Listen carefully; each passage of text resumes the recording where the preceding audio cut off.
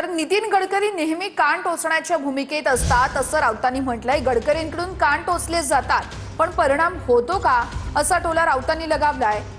तर तुम्ही सोनिया गांधी राहुल गांधींची गुलामी करण्यात रममाण झालात असं बन यांनी म्हणत पलटवार केलेला आहे।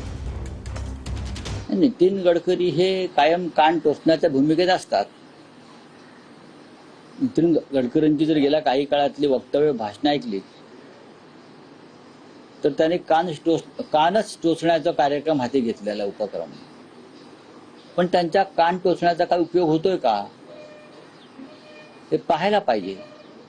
महाराष्ट्रामध्ये नव्हे तर देशभरामध्ये जो भारतीय जनता पक्ष आहे तो मूळ भारतीय जनता पक्ष नसून तो डुप्लिकेट सुजलेला फुगलेला भारतीय जनता पक्ष आहे। नितीनजी गडकरी आमचे नेते आहेत, त्यांनी आम्हाला काही सूचना दिल्या, मार्गदर्शन केलं तर आम्ही निश्चितपणे ऐकतो।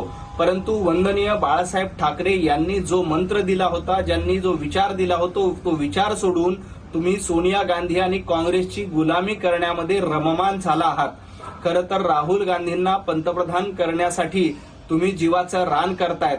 खरं तर ज्या सोनिया गांधींना वंदनीय बाळासाहेब ठाकरे यांनी करप्शन क्वीन म्हणून घेतलं होतं, करप्शन क्वीन म्हणून सामनामध्ये ज्यांचा उल्लेख केला होता, त्यांचीच गुलामी करण्याचं आणि त्यांच्याच मुलाचा प्रचार करण्याची दुर्दैवी वेळ संजय राऊत तुमच्यावर आली आहे।